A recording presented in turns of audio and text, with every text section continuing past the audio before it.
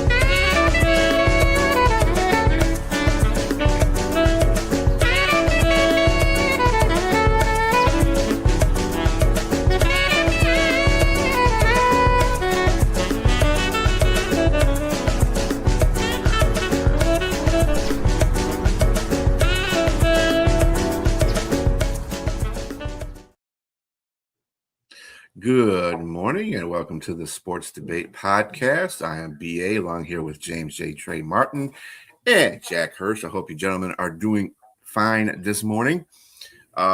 We had some playoff action last night. Just get to that. San Antonio and the OKC Thunder went at it in San Antonio for their first game in San Antonio. OKC comes out 15-point winners, 123-108. Let me tell you, San Antonio got off to a historic start scoring 15 points in a row, 15-0 before OKC got a basket in there. But OKC came through there and did what they had to do and won the game, especially to their bench. Bench outscored San Antonio 76-23. 76 points off the bench. That's just like having another NBA team on your team. You got two starting NBA, teams on your team. That's just ridiculous. 76-23. What do you guys think about that? Wow. I mean, they're so well coached, OKC, the ball movement. Everyone seems to be in the right spot. Mm-hmm. San Antonio, I just can't figure it out. I mean, the ball movement isn't there. They're zigging and zagging. Make up your mind with Wemby. He should be underneath the basket a lot more. We see him at the top of the key. Well, we don't need Wemby to dish the ball off or to be taking three-pointers. If he's open, yeah, he could come out from time to time, but let him play like a traditional big man and just get the ball into him. They can't stop him if they get the ball into him. OKC can't stop him.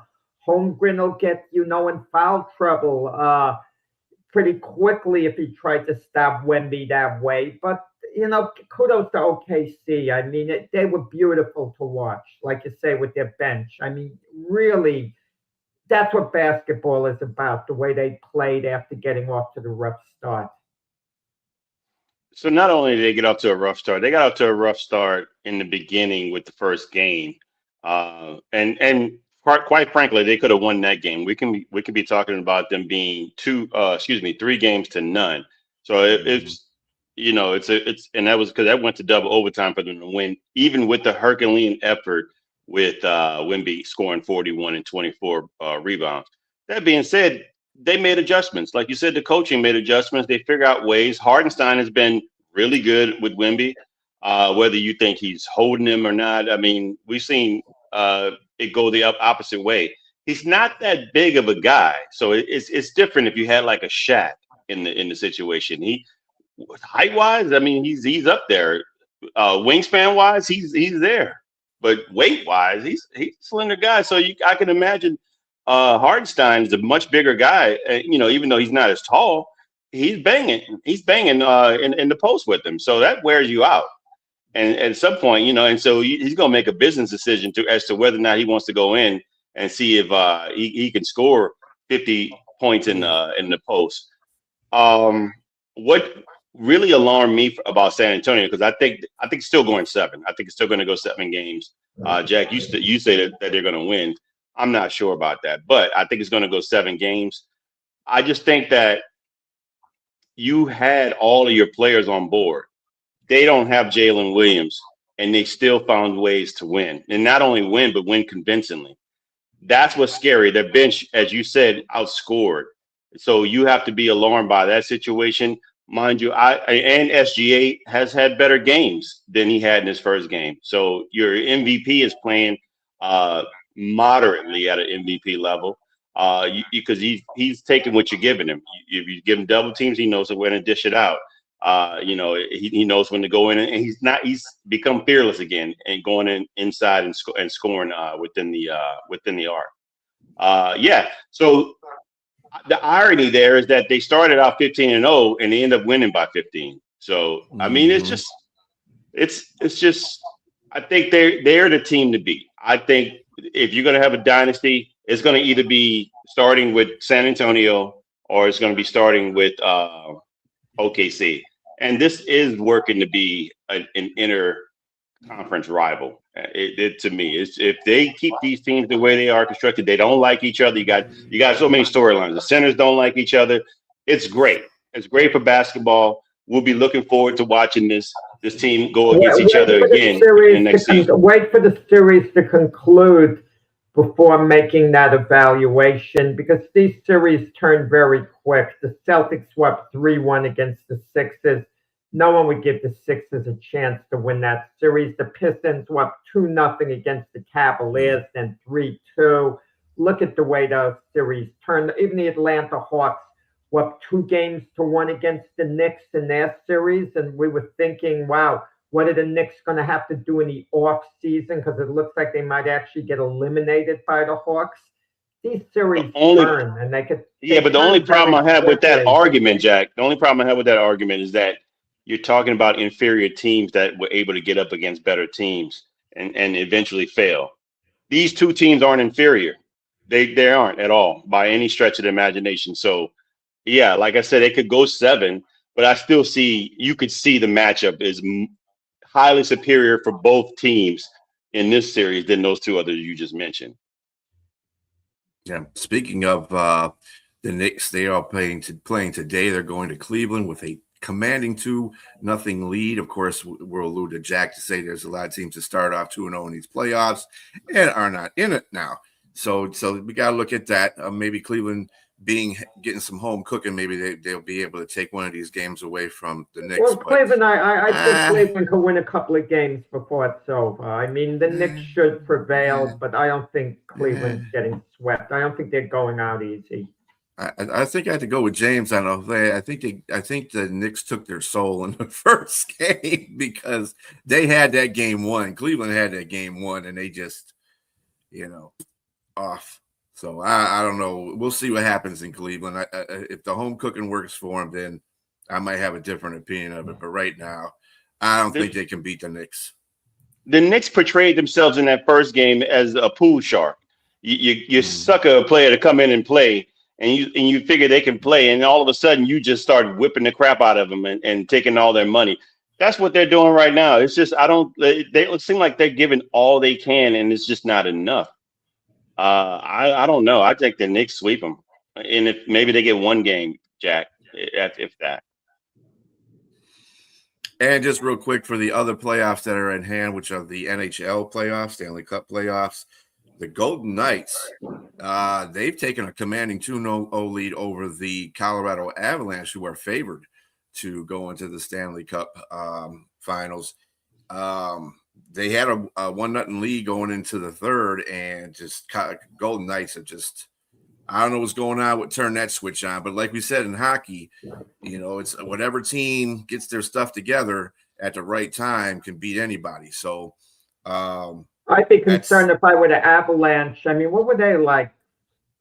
They hadn't lost forever when they had a lead going into the. They were 8-1 coming. They were 8-1 coming into this series. They had lost to Minnesota one game, which was a telltale sign if you kind of look at it. They were 45-0. Yeah, they were 45. I think it's since 1999 they hadn't lost a game. They were 45-0 when they had a lead. Mm-hmm. And Markkanen is out, and that's really concerning too, because he's their best player, and he happens to be a defenseman, but he's one of their best players, and that is showing in the series too. I don't know if it's getting into the psyche of the Avalanche, what's going on with that. But we'll see what happens. Their next game is Monday. Today, the Canadians are playing the Hurricanes in Carolina. They have a 1-0 series lead after winning 6-2 the last game.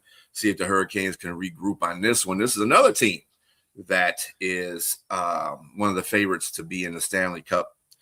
And they got pretty much destroyed the first game 6-2. So we'll see what happens. They came off an 8-0 streak as well. So I don't know. It's not looking. These teams are. I don't know if they're just being complacent or whatever the hell is going on. But Hurricanes gotta get one out today. All right. So continuing on here, our first question or debate topic of the day is, who is more to blame for the Cavaliers' problem in the first two games against the Knicks? Is it James Harden or Donovan Mitchell? James, we'll go with you on that one. Hey, age before beauty. You're the beauty, Jack. I'm the age. Let's see here. So both players, Donovan Mitchell is averaging about 26.5 points a game in this series right now. But the key factor for him is that how he's playing down the stretch in the fourth quarter. The last game he had 8 points, I think 5 assists, and the first game he had 3 points, which is abysmal. And so for a player like that, you're thinking, this is a guy, the ball needs to be in his hands. And so even the coach said, we're going to take it out of James Harden's hands down the stretch so that it can be in Donovan Mitchell's hands. So if it's, you have to take blame. I'm going to give him the blame. Giving either player the blame is saying that the Knicks defense is not doing what they're supposed to do. The Knicks defense is doing what they're supposed to do. I think they're just giving them the business in regards to what they're able to put out, meaning the Cavaliers offense. And so Donovan, that first game he was going off, and then of course fourth quarter he got shut down. He needs to step it up a little bit. I think he needs to step it up a notch and be a better player. When I say better player, meaning a superstar. This is your team, but this has been his MO. And that's the crazy thing to think about. He and James Harden have been almost ultimate failures when it's all said and done in the playoffs. They've never gotten further than James Harden has been to an NBA Finals with OKC. When they were really young with KD and Russell Westbrook, Mm-hmm. but they've nothing for both of them has really amounted to a championship. Let's just put it that way. But James Harden is 36. He really shouldn't be dependent on anything except just what he can give you as a role player, as a second star on that team. This is Donovan Mitchell's team. He should be the guy that falls on the sword, because everything needs to go through him. I blame Donovan Mitchell. I think he's the one. And at the end of the day, if they lose the series, it'll be on his watch. James Harden has had a lot of stops. Okay, was it OKC? They moved on from him when he was young. They weren't aware, OKC, of how good he was actually going to become. They just weren't aware. Teams make those type of mistakes. So I'll give them a pass why OKC moved on from him. Had they realized how good he was going to be, they would have held on to him. And he's been all over the place. He went to Houston. He played a historically bad Game 7 against Golden State. If you need a performance for the worst game by a big-time player in NBA playoff history, that would rank up there amongst the worst. He was throwing up a ton of bricks. He goes to Brooklyn. He was outstanding with the Nets, but then he gets injured come playoff time.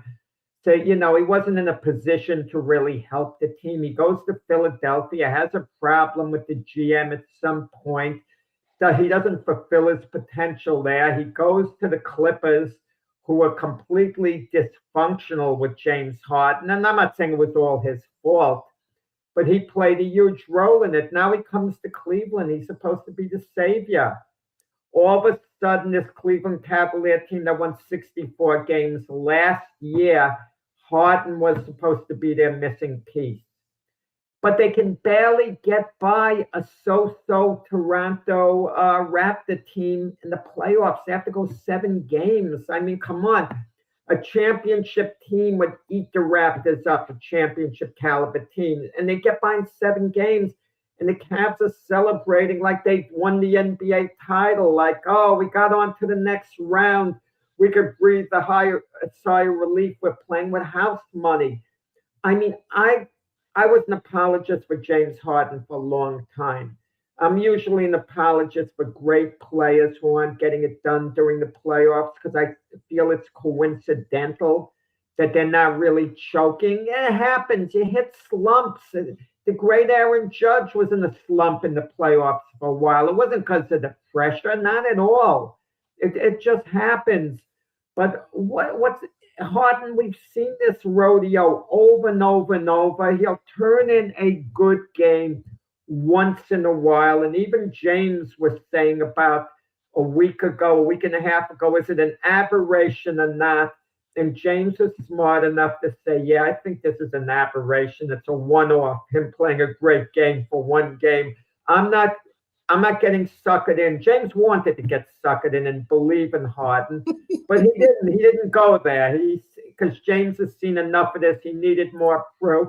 And James, you didn't get your proof. In the follow-up, you were correct. Kudos to you. You were correct about Harden. Harden was supposed to be one of the more prolific scorers in NBA history a while back. He was supposed to be a scoring machine. What has he turned into, an assist machine? Assists are one of the most overrated stats in all of sports because all you have to do is get rid of the darn ball and someone scores, oh, you get an assist. Okay? I mean, they're good assists and they're soft assists. Okay? Magic Johnson would get good assists. John Stockton would get good assists. It depends. James Harden would be dribbling all over the place, looking to shoot, then he couldn't shoot, and he'd just throw the ball to whoever's open. And if they scored, he'd get an assist. Harden, and the problem is, Harden is, out of control with the offense at times. He's dribbling around, looking to score, and when he sees he can't, the offense isn't set up. Things are completely out of whack, and that's not to mention Harden's defense. Now, Mitchell isn't exactly the greatest defender himself, but, Kenny Atkinson, Cavalier coach, defended Harden the other day, the game 1 performance. It's not James's fault. And James Harden tried to take accountability publicly, but really didn't. He said, oh, yeah, I have to do a better job, but there are also guys behind me who should have picked up Brunson. They could do a better job as well. That's not taking accountability. That's being a little snippy. Just focus on yourself. I could do a lot better. And the coaches and the other players know what their role is. Okay? James Harden is more to blame because he was supposed to be the difference maker when he went to the Cavs. He was supposed to fill in the gap, and he was supposed to be the guy to get them over the top. There's still a chance if they win 4 out of 5, obviously, against the Knicks, it becomes irrelevant. Then they don't have a problem, Great. But it's, like you say, it's doubtful that they're going to happen. I mean, I hate to count a team out. We can't see them winning 4 out of 5 against the Knicks, even though anything's possible, because we've seen things like that happen before. But assuming the Knicks close them out at some point, I mean, it's got to be on James Harden more so because he was the savior who didn't come in and do what he was supposed to do. Yeah, I would say both of them. I would hold both of them accountable, actually, because they're the 1-2 punch of this offense. And even if they're not the greatest defensive players, I think maybe what the problem with Harden is his beard is getting in the way of everything. That's what it is. Oh, maybe if he shaves his beard, he might be actually ready to score. I don't know. Listen, I want to play my guy, one of my favorite players, Jared Allen. I'm not happy with him this series. I'm happy the Knicks are doing well. I don't want to see him beat the Knicks, but I'm not happy with his performance. He doesn't show up the whole game. He shows up periodically and he's great. Like in the beginning of a game, he'll show up and he'll be dominant. And then what happens to him? And then it's like, okay, I put in my shift. It's time for you to put in your shift. That's the type of player he is. He does it in shifts. Well, that's because against great teams, they are who we thought they were. No, but if you can play great for a part of the game, you should be able to sustain it. I think it's attitude with him. He takes his foot off the accelerator for whatever reason. The game 7 against the Raptors, he was the best player on the court. He was a difference maker in winning that game. It was a desperation elimination thing, and he woke up. He was going to be a leader. And we've seen that happen in other series. He'll start the game really strong, and then for whatever reason, he's just going to like blend in rather than, assert himself. Well, there's people who assert themselves, Jack. They take advantage of what they have. If they don't have it, they're going to figure out a way to get it. And there's people out there who just passing the time by. And unfortunately, if he's playing like that, that's just who he is. And that's not going to change. That's a mindset. What's a mindset? Leadership. You sometimes you know who the leader is on your team, and you tend to defer to them. Look, I love what Kyrie Irving did. In the championship game against Golden State when Cleveland played him, he took that last shot. He played like a leader. He didn't defer to LeBron. Every other player would have thought, we got to get the ball into LeBron with the game on the line. Kyrie Irving had tunnel vision. I'm taking charge here. And that's what, certain great players do. And Jared Allen doesn't have that mindset. I'm going to take charge. He did it one game against the Raptors, but come on. And see, in that same token, you got to give LeBron James some credit too, as he knows it's his team, but he knows who he can count on to be able to be that type of player as well. And so if he really wanted the ball, he would have forced his hand, but he knew he can count on Kyrie because in that same series, they both scored 40+ points. They pushed themselves towards, towards a 7-game series. So yeah, if I'm Donovan Mitchell, come on, man, to me, that's why I blame Donovan Mitchell. I got to take over because I can't depend. I know what James Harden is at this juncture of his career. He used to be the scoring machine. He's got he's a bona fide Hall of Famer. He's got 29,000 points in his league. That's nothing to sneeze at. He is a legit scorer. But that being said, like you said, in those moments, Jack, he didn't do well. But again, he's 36 now. All those stops he's made, he's still a young man. Now he's 36 in basketball years. That's like we're talking about dogs, man. You're heading off to shady pastures at somewhere in the next couple of years. But I'm going to tell you, you mentioned the LeBron factor. If Cleveland loses this series, and right now it looks like they will, they're going to be heavily recruiting LeBron. If they go to the finals, they won't, and LeBron might not find it as appealing to go there for the simple reason Cleveland might not feel they need him as much. But if they can't get by the Knicks, the missing piece could be LeBron comes home, and LeBron might think James Harden still has something left in the tank. I could play with a star, a guy who should be a star, Donovan Mitchell. And I've got the big men, Mobley and Allen, and I got some other pieces on that team. So it's going to be a fun off season to see. And that's the one area outside of Los Angeles where LeBron might be able to convince his wife, because that is home to them too, or was home. Let's just go back for a year or two. It's going to be off season drama once Cleveland gets eliminated. I think the thing about the two players in general with Harden and Donovan Mitchell, they're not closers. Let's be honest. They're not a closer. They're a pair of non-closing players.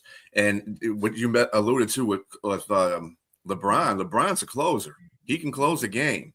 James Harden and Donovan Mitchell have proven time and time again they can't close a game and they fade out in the fourth. You get a team like the Knicks right now who are playing top-level basketball for them even, and they're using their defense is just kind of like saying, well, we understand what kind of players you guys are. We're going to make you win the game and shut everybody else down. And that's what basically they've been kind of doing with Cleveland. They've been shutting everybody else down and saying, okay, you guys are supposed to be the 1 and 2. Let's see what you got.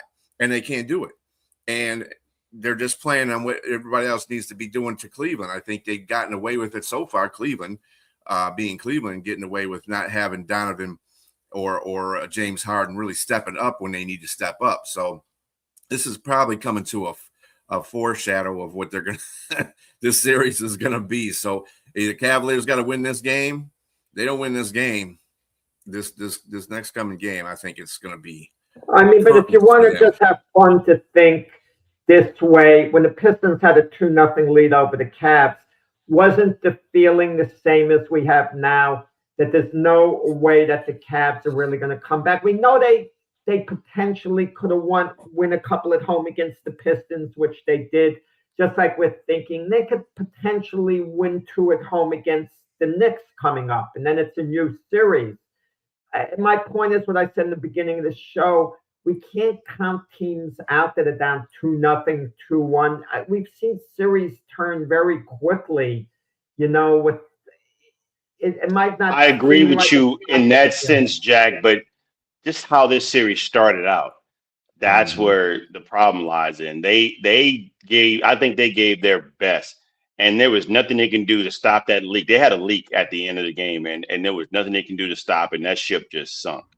And I don't know if they gave up, or like Liz says, I don't know if the coach is not making adjustments. It's something missing there. It's something missing in Cleveland, and maybe it's LeBron James. It's called foul shots. That's what's missing in Cleveland. Or, I mean, again, it's not close. I mean, you got probably one of the best closers in the league playing for the Knicks in Brunson. And that dude can close games. He's no joke. Like I said, he's trying to get that MVP in the playoffs, let me tell you. And he's doing a fine job at it. So if you got 2 players on a team that aren't closing, that's pretty sad. Well, I'm not understanding what's I going on. don't know whether you Cleveland, guys think like in basketball, like in boxing, that they say styles make fights. I think it's that way in basketball to a degree. That's why I'm thinking, Knicks get to the finals. They match up so poorly against OKC. I mean, that's San Antonio. I could see a path to the Knicks winning. Same with the Cavs. But it's style, something about it. But, OKC would be like a nightmare for the Knicks if that happened. Yeah, who's OG? OG Anunoby made second team all defense. So he's their primary defender. But other than that, who are these guys holding? I don't know on if OKC makes it. I think there's a lot of mismatches there.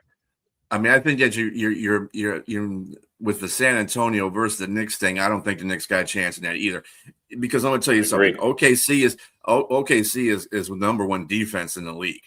Okay, and they can smother the the human cheat code, which they've been doing in the last 2. They've been taking them out of the paint, which has been the problem with San Antonio. They need to keep Wemby in the paint, and OKC can do that because they come at you at different waves of defense. Knicks don't have that defense. They're not going to be able to. Well, they got Mitch Robinson. They would put on Wemby a lot. He'd get very physical with him. He would bother Wemby a great deal. Maybe, but they still got a lot of players on that team that make a difference as far as San Antonio goes. Because if they hype on the fact that they're going to shut down Wemby, you're going to leave other people open on that team. And if they get like last night, I really saw that the reason why San Antonio kind of lost that game is because they couldn't hit the side of a barn and they weren't going inside.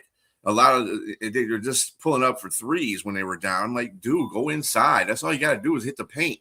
I said you can get a foul make the basket, whatever the case may be, and get confidence in your shooters, but they weren't doing that. They were just pulling up for threes. And that's not their game. That's kind of like I kind of compare San Antonio and the Pistons in the same regard, because the Pistons do that too. If they'll lose a game because they're just not going in the paint. And OKC outscored San Antonio yesterday in the paint 42-40. That should not happen. Not with Wemby. That should never happen. It's the styles that they have are, you're right, Jack. The styles are different, but the West has just got a different type of vibe going on. All right. Let's see. Next question. Oh, here you go. Football time. Is Patrick Mahomes still the best quarterback in the NFL at the present time? Go ahead, Jack. Yeah, the question says at the present time. Okay, good thing you went to me first, because if you went to James, he would be listing all of Patrick Mahomes' past accomplishments. He'd take out the stat sheet. He'd point to the evidence, what he's done in the past. And then I'd have to point out what the question said at the present time, right now.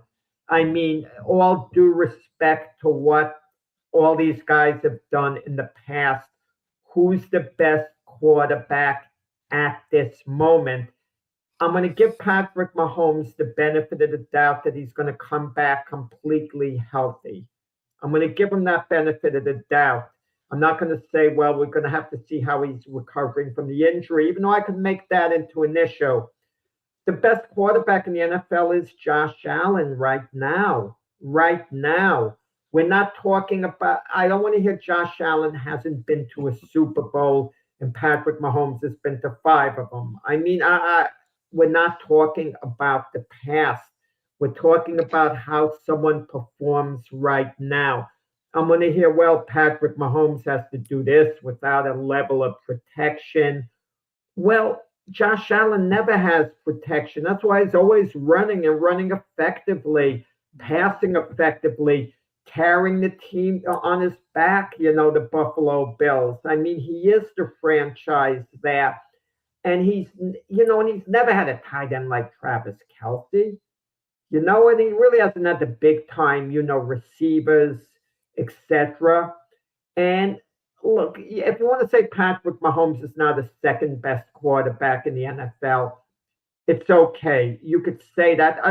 You could even say Matthew Stafford is the second best quarterback. You could maybe even say Matthew Stafford's the best quarterback if you want.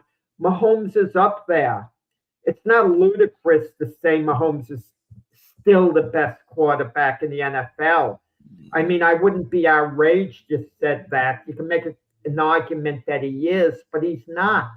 He's just not better than Josh Allen at the present time.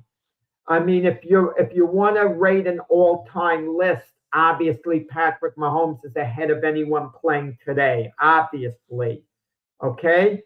But at the present time, I mean, I have to keep repeating that. No, you do not. Does not understand the question a lot of the time.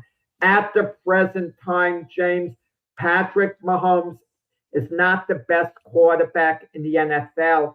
It's Josh Allen. What are you, the bouncing ball on Sesame Street?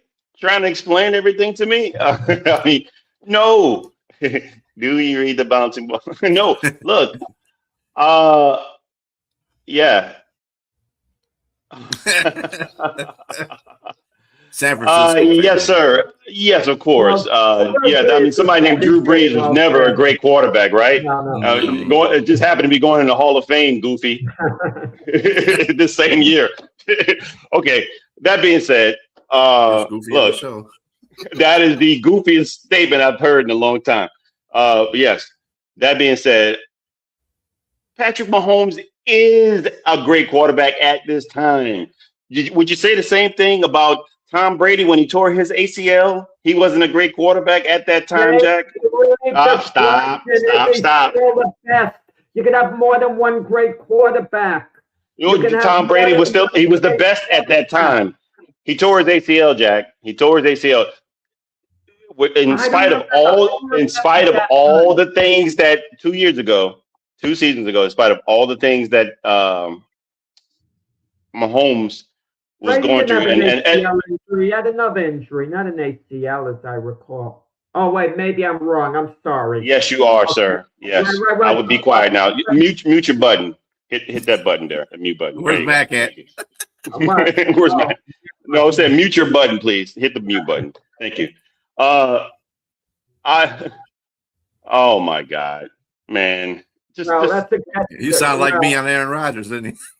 Just go ahead and bow gracefully, sir. All right. That's a debate question, by the way. Yes, we could make it a debate question. But again, yes, I'm not going to get into that right now. He's, again, barely 6 foot guy. You call it overrated. Come on, man, get out of here. All right. No, it's still goofy, sir. It's still goofy. All right. That being said, get back to that at another time. Yes. So Patrick Mahomes, 2 seasons ago, was still great, regardless of all the obstacles that they had. They just had a bad year, and they still got to the Super Bowl. Yes. They still got to the Super Bowl. He had a bad year last year, but collectively the whole team had a bad year. And you're telling me Josh Allen is the best quarterback at this time, and he had one of the worst playoff games against Denver. That doesn't look like the best quarterback in the. If anything, if I had to get, let's just say if I didn't say Mahomes, I'd give it to Matthew Stafford, the MVP. Why would you not give it to him? Why would you not give it to him as the best quarterback at this time? Josh Allen is great. Like you said, he's great. But he's not the best quarterback at this time. He didn't play. I mean, when it mattered most, he didn't do what he was supposed to do. As a matter of fact, when it mattered most, he went up against the same team that the quarterback that I'm talking about, and their team would win. And look, you said Travis Kelce. He doesn't have a Travis Kelce. He's got a better running back than Mahomes had. And he's got a couple of decent receivers. Mahomes' receivers have always been overrated. He's made except Tyreek Hill. He's made his receivers much better than they are. And when they go other places, there's nothing you see that's like good. Decent enough is Rashee Rice right now. Rashee Rice is exact. Oh, it made you laugh. Oh wow, he's a 49er fan for sure. Mahomes. He's made his receivers better. Rashee Rice is decent, but who knows if he's even going to be there right now? He's in jail right now. But yes, thank you. I think Mahomes is still the best quarterback right now. He's going to bounce back. He's going to bounce back from the injury. The team's going to bounce back. But the only problem is, do they have enough? I mean, Travis Kelce is not the same dude. And do they have enough in their receiver room to bounce back collectively as a team? But I still think he's the best quarterback right now. That's Patrick Mahomes, you're saying? Yeah. I still think he's the best quarterback right now because the potential is still there. If we're going by right now, I think he's fallen off a bit. Last 2 years, he hasn't been that great. Even though he did go to a Super Bowl in the year before, I don't think he was the stagnant behind that whole situation. I think the defense played really well too, but because it is a team effort to get to the Super Bowl. Let's be real. Yeah. I mean, we look at Jalen Hurts. He doesn't ever have really a great season, but then when he gets into the limelight, the dude explodes. It's like he's a whole different quarterback. So. And it's a team thing too. Again, he got into that situation because his team got him there. I don't know if you're looking at individuals in that position, just going by their stats. Okay, I mean you got Stafford. He won the MVP, and he did have a good season last season. NFC Championship. That's the reason why he got that's why he got the MVP. Sam Darnold. Let's not forget about Sam Darnold. Sam Darnold did a heck of a job. Now we don't. Wait, get out of here. We're talking about the best in the NFL. Don't mention Sam Darnold. He's nowhere close. I know. You put him in the middle of the pack or whatever. Starting quarterback. I agree with that. Put him ahead of 70% of the quarterbacks. I'm just talking about the that's current about it. situation. I mean, he played well enough this way. I'm not He's saying not he's the best. quarterback. I'm not to say he's the Sam best. Darnold, but that's what we're talking about. But I'm just saying there's other. Patrick Mahomes didn't do crap last season. Okay, let's be honest. He wasn't a very good quarterback last season. Let's talk about last season. Let's talk about that. Nobody gives this guy any credit either. Jared Goff, that dude's been on top of the league every season, and because he doesn't run or he's not flashy, he plays a boring game. Nobody likes his style. He ain't never mentioned as one of the top quarterbacks. Jared Goff. Come on, he's in the top 10. I got him in the top 10. No, sure. Goff. We discussed it before. He's in the top 10. He's in the top 5 at least. Outside the top anyway, 10. Okay, whatever. All right. No, I disagree with all of that, period. Anyway, we're going to sit here and talk about Stafford having one good season. Goff has had explicitly every season he's been with the Lions. Right. That's why the Rams traded him to the Lions to get Stafford so they could win. That got nothing to do with it. That has nothing to do with these. And we still outperformed Stafford. Over those times, statistically, he's a better quarterback than Stafford. Stafford just has better teams around him. Prescott is a better quarterback than Jared Goff. No, he's not. James, anyway, I like you too. No, you like filling on that. He is not. Anyway, Patrick Mahomes is not the best quarterback in the NFL at this point. Okay, I would say at this point, and I wouldn't say Josh Allen is because Josh Allen had a bad year last year too. Lamar Jackson didn't have a very good year. I would probably put Stafford at this moment as the best quarterback. That's fair not unfair. That's not unfair. That's fair enough. That's why I said he was on my list in regards to who I would choose. I mean, but I still think Mahomes is coming.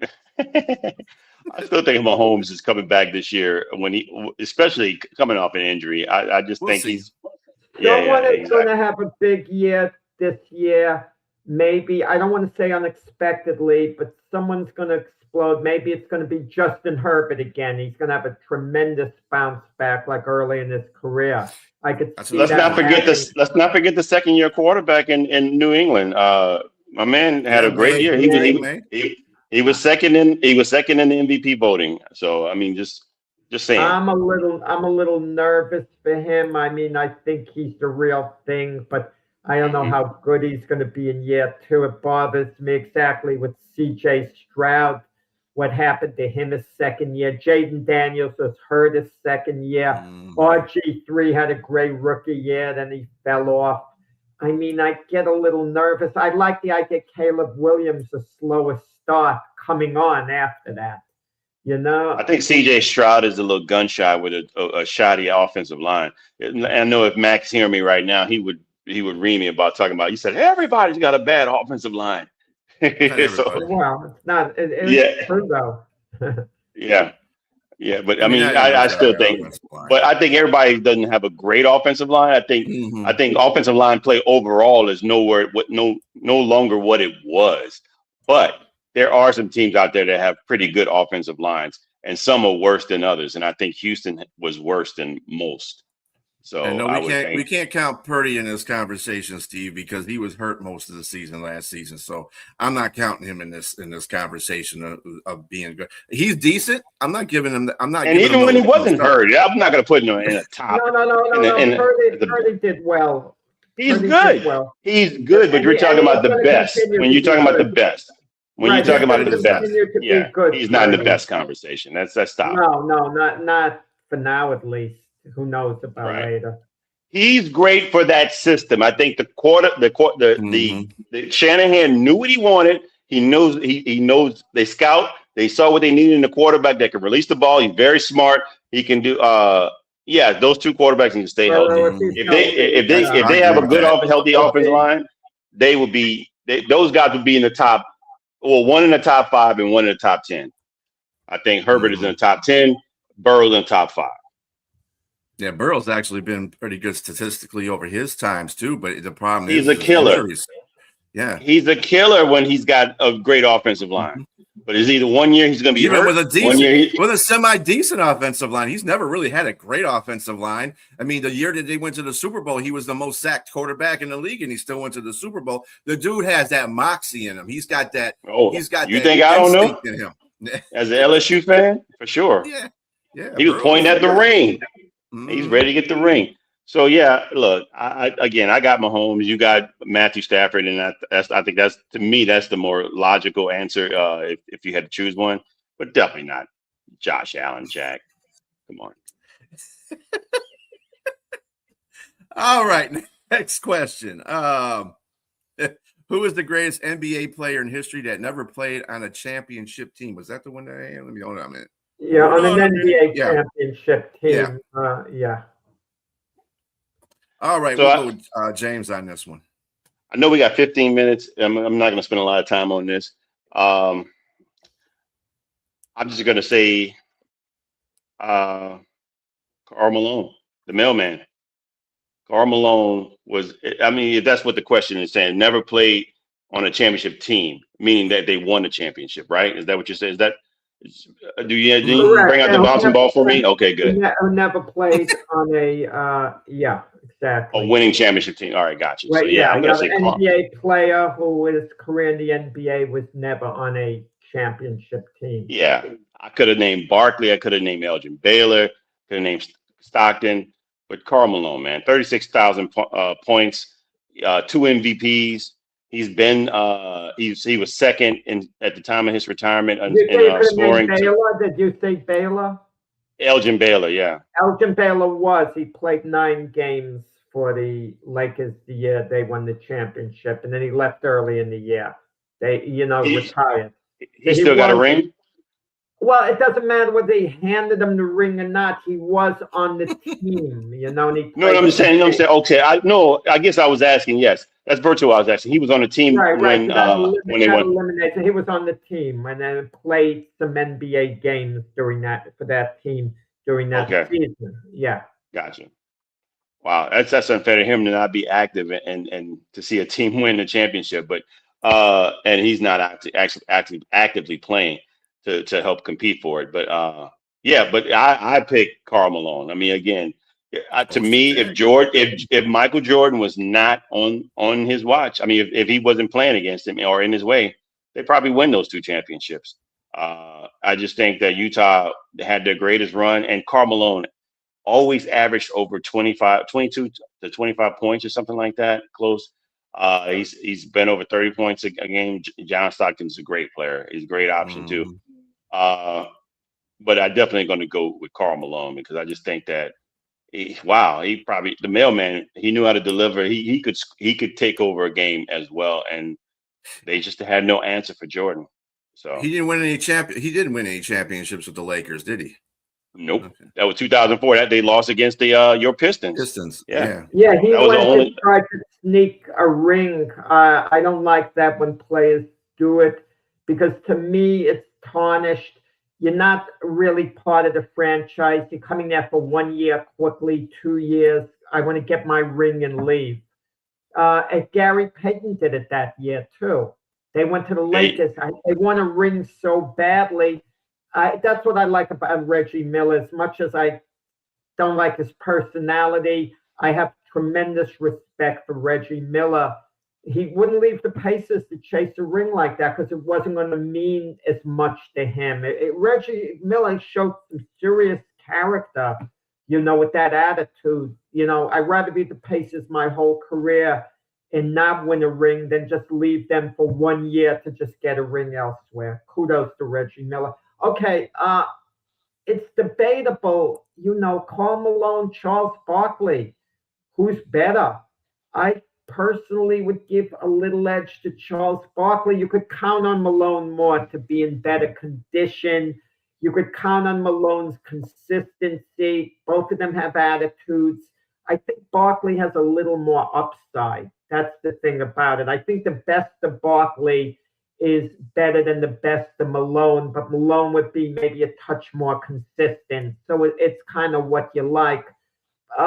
You could point out to a few other players. You could point out to a Chris Paul, but I'm not as high on Chris Paul as you guys are, not at all. But the answer to me, the most obvious choice would be Patrick Ewing.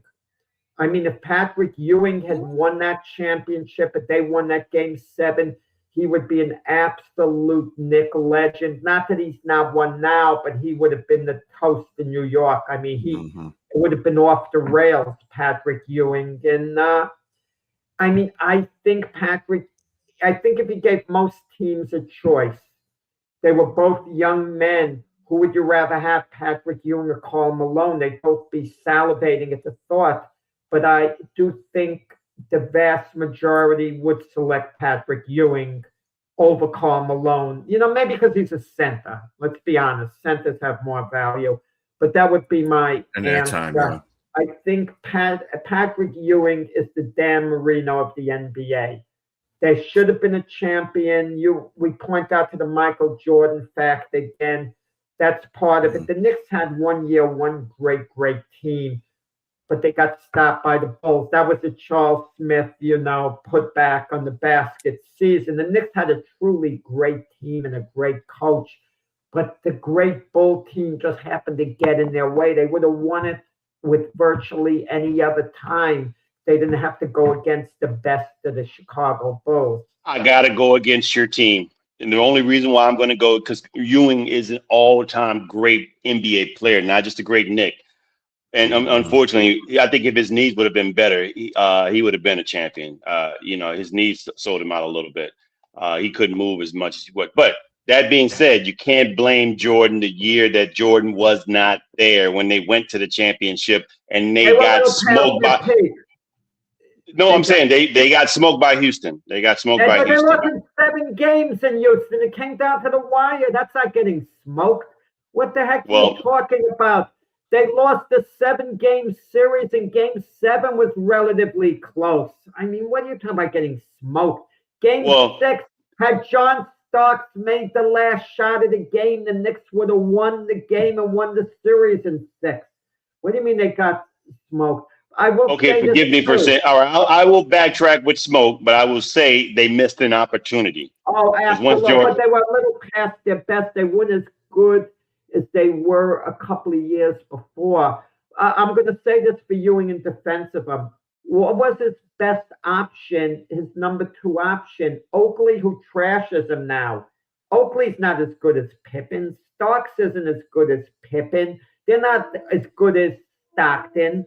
Not quite. Different style of player, so I maybe shouldn't do the Stockton comparison. But Ewing never had a great number 2 option, and he never used that as an excuse. Think about it, right? The year, I mean, John Starks at his peak when he dunked on Jordan was actually a pretty but he did. He wasn't nearly as good as Scottie Pippen. Come on, James. No, I agree, and that's why I try to tell people about Jordan altogether. I said he had a top 50 player right next to him. Yeah. Yes, all the time. Yeah, I agree. Well, I mean, just take a look at these other supporting casts. We rave about Larry Bird, how great he is now, and I'm seeing too much on Larry Bird done by the former iconic black ball players, because it's as if they want to throw a bone, to Larry Bird representing the white guys. Let's be honest about it, all the Larry Bird stories. But Larry Bird had Parrish, he had McHale, he had Dennis Johnson. What a supporting cast. The great Magic Johnson, who we love. He had Kareem Abdul-Jabbar, James Worthy. Who the heck did Patrick Ewing have? Well, that's why I don't understand why people give LeBron James flack for leaving Cleveland when he did in the beginning. He had no one. They had no business at him at age 22 going to a finals against the San Antonio Spurs. He took a team pretty much by himself. Not saying that there's no team ball, but come on, they had no business beating those teams. So that's why that's such a bunch of cop out about people. Oh, he made the decision to leave. Yeah, if I lived in Cleveland too, I probably want to go to Miami as well. Please get out of here. Especially if I had a not so diesel Shaq playing with me, playing on my team. Shaq was Diesel when he was in 2000, and when he got to Cleveland, you look at it. The reason why Kobe was mad at him is because he didn't take care of himself. Come on. Yeah, he wasn't Diesel anymore. No, he was unleaded. He was unleaded for sure. I had to go. Yeah, go ahead. I know I had to go with somebody. Grant Hill. I think he is a very good team. Great player in NBA history. They never went on championship. Not as good as Ewing and Malone. Not Grant Hill wasn't as good as either guy. Ewing and Malone at Barkley. Can I say who I think should be a greatest player that wants to be? Okay, you said your piece about that, Jack. That's fine. But Grant Hill was a great player in his own right. And he didn't. And the thing about him, the Pistons were garbage when Michael Jordan left. When Michael Jordan, left the Bulls team. So and they still couldn't do anything. They had who was the other guy that he had on the team that was good for the Pistons? It was him and I can't remember his name. But anyway, both of them were just they were the two big two on that team, and they couldn't get anywhere. So I mean, and he's been on, he's been on 4 other teams or 3 other teams besides the Pistons. He's been on Orlando. He did pretty good for Orlando, but he didn't go nowhere there. Phoenix and the Clippers. So, but he's got accolades. Let's not. Yeah, but the only thing I got to say with him though, it was his potential. And he had great play, but his injuries chopped him down. And I think that was the unfortunate thing. But in regards to being the best, I mean, no, it's not Malone or Ewing. I couldn't put him over them. I mean, and because I think his potential was there to be better than them, but the injuries, it eliminates that. It makes it hard to even put him in that category. Well, Brian's a homer, so why don't we just give it to Dave Bing? This way we'll throw you a bone. Dave Bing. That's a great answer down there. I mean, I hate to use pun here. There was no pun intended, but the answer was definitely that's a great answer in Iverson. Barely 6 foot. Oh, Allen Iverson. Allen Iverson. That's another person that you would say shouldn't have been in the finals and MVP. I mean, ridiculous. They won a game. They won the first game against the Lakers. It was like because of him. But once they figured him out, I mean, obviously they shut them down. But yeah, Iverson is. I mean, he had to wear padding in his shirts and everything. He was like maybe 160 pounds soaking wet. Iverson, but he was blazing fast, and he was a high volume shooter. I mean, but yeah, James, I could throw, but Carmelo Anthony, I could throw his name out there for sure. Carmelo, for sure. Yeah. Yep.